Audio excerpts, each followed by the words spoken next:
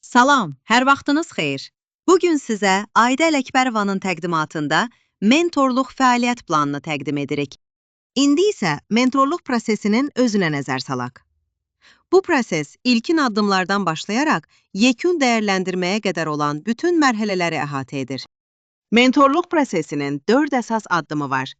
Birincisi, tanışlıq, məlumat toplama və qarşılıqlı əlaqənin qurulması üçün nəzərdə tutulan ilkin görüşdür. İkinci addım, ehtiyaclar üzrə planlı və davamlı dəstəyin təşkil edildiyi davam edici görüşlərdir. Üçüncü mərhələdə prosesin sonunda inkişaf dinamikası təhlil edilir və yekun rəylər verilir. Nəhayət, dördüncü addım ehtiyacların qruplaşdırılmasıdır. Yəni iştirakçılara texniki, metodiki və strateji dəstək üçün müvafiq qruplar yaradılır.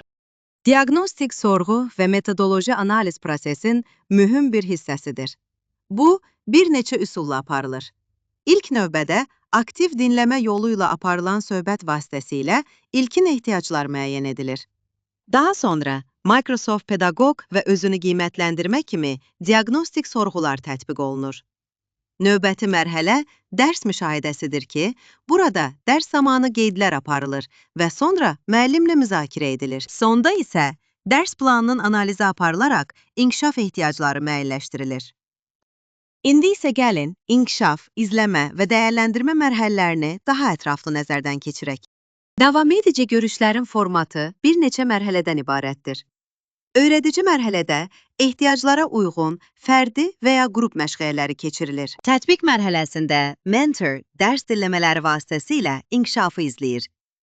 Refleksiya mərhələsində isə əldə olunan inkişaf dinamikası dəyərləndirilir. Bütün bu prosesdə rəqəmsal platformalar, həmçinin praktik və metodik dəstək kimi müxtəlif mentorluq vasitələrindən istifadə olunur. Yekun olaraq nəticə və gələcək perspektivlərə diqqət yetirək.